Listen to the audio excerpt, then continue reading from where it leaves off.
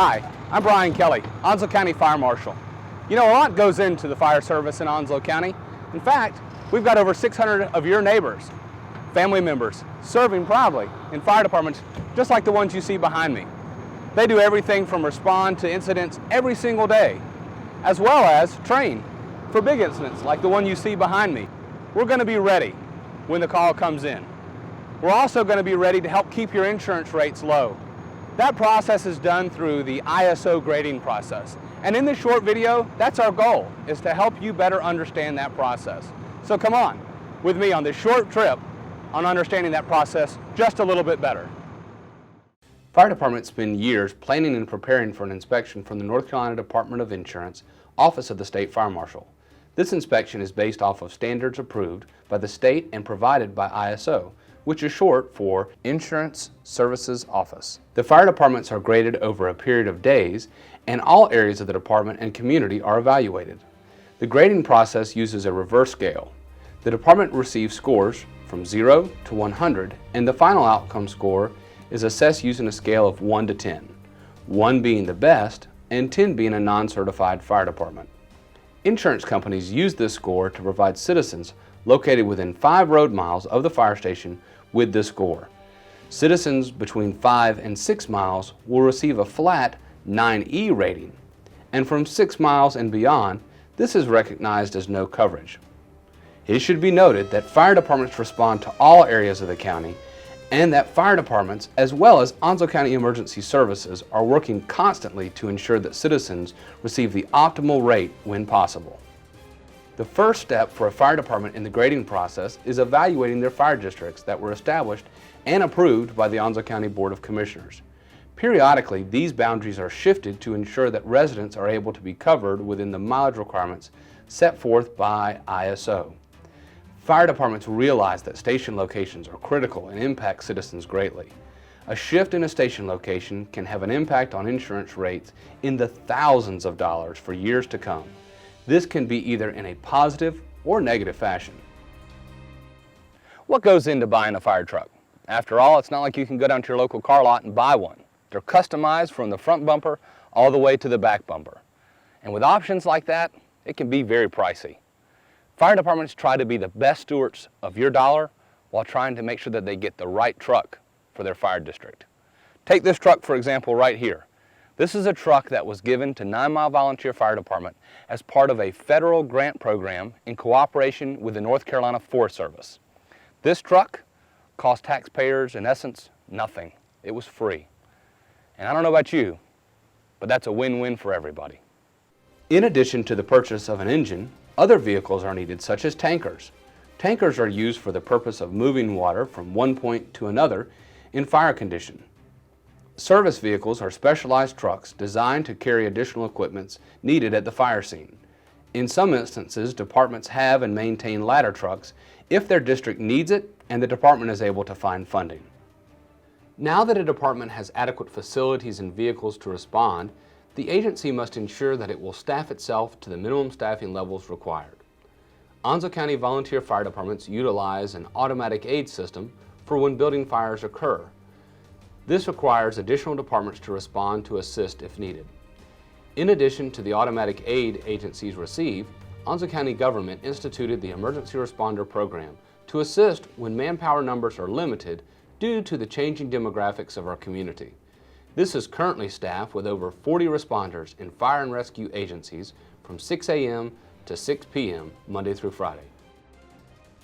Typically, fire departments use fire hydrants as their water source for the normal, let's say, house fire, small commercial structure fire. But from time to time, water sources, such as the one behind me, such as this small stream, are needed for fire departments to be able to pull from. They go through a process of getting it certified. This certification process is obtained by a cooperation of the local volunteer fire department and the U.S. Department of Agriculture's Soil and Water Conservation Department. In addition to the certified water points for large fires, fire hydrants are flowed, painted, and cleaned around by volunteer fire departments. It is each department's intent to utilize as little water as possible when testing these hydrants while gaining valuable water flow readings to evaluate the available water should a fire occur. This information and/or knowledge of an issue with a fire hydrant are forwarded to the Onslow Water and Sewer Authority for further evaluation. Fire departments train often in order to be prepared to respond to a variety of the incidents in their districts. They do this by visiting businesses and discussing the strategies they would use should the building catch fire. This process is called pre-incident planning. In addition to these types of training, they also conduct basic drills as well as classes for state and national certifications. All of this documentation and more is then compiled as the departments prepare for their inspection. Once notified of the upcoming inspection by the state, the department prepares reports and makes copies for the inspector. Onslow County GIS assists the fire department by producing maps for use in the inspection process. The ratings inspector reviews and collects all the necessary information from the agency. Hydrant flows are conducted and a special exercise is completed on the last day.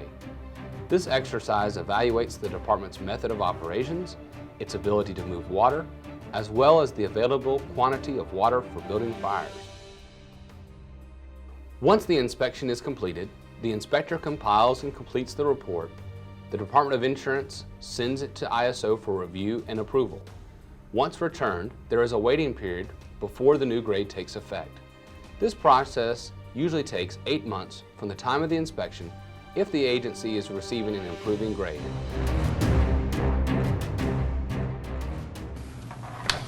Mr. Chairman, Commissioners, first of all, I'd like to thank you from North Carolina Department of Insurance, Office of State Fire Marshal for allowing us to be here. It's not many times that I get to come out and actually present a grade to a department that I've surveyed. A lot of the general public does not know what the volunteers go through. Haws Run was a Class 9, which means they only met the minimum requirements to be a certified department in North Carolina. To request a survey, to get their department ready, usually takes around 24 months. They work extremely hard, getting paperwork, training with all their automatic aid departments. Haws Run decided to do a water shuttle grade, which in turn gave everybody within 5 miles of their station the same grade. They're a single grade department now, except for the 6 mile, which the best that you can receive in the 6 mile is a Class 9. But on the other hand, we're the only state in the union that allows insurance companies to give breaks in the 6 mile. So, but they work very hard. And at this time, on behalf of Commissioner Goodwin, our State Fire Marshal, I'll let Mr. Holly present it. But I'd like to congratulate Assistant Chief Green and Haws Run. They are now Class 5/9. And in turn, what that's going to do is his homeowners, when their policies renew, they can look at saving between anywhere from $250 to $400 a year on their insurance policies for residential. And that's not counting the savings that any commercial structures will have in his district. But they work very hard, and we're very proud of them. To go from a 9 to a 5 is getting to be unheard of in the state of North Carolina with the new requirements. Something that the commissioners, the county manager, and the rest of the departments in the county can look up to, and hope some of these other departments strive to improve the service that they're giving their communities like Haws Run has. Thank you. Brian, would you like to say something? I know you've worked hard. Your whole department has. The whole department has. I'd just like to thank the members of the department and their families for their support and dedication through this process. It's taken a lot of sacrifice from each member and their family. I would also like to thank the Onslow County for establishing the emergency responder program. It has been a huge asset to the county and Haws Run. It's played an essential role in us achieving this grade. That's all I have. Thank you. Thank you. Again, this grading process is on a sliding scale, with a grade of 1 being the best and a 10 being considered a non-certified fire department.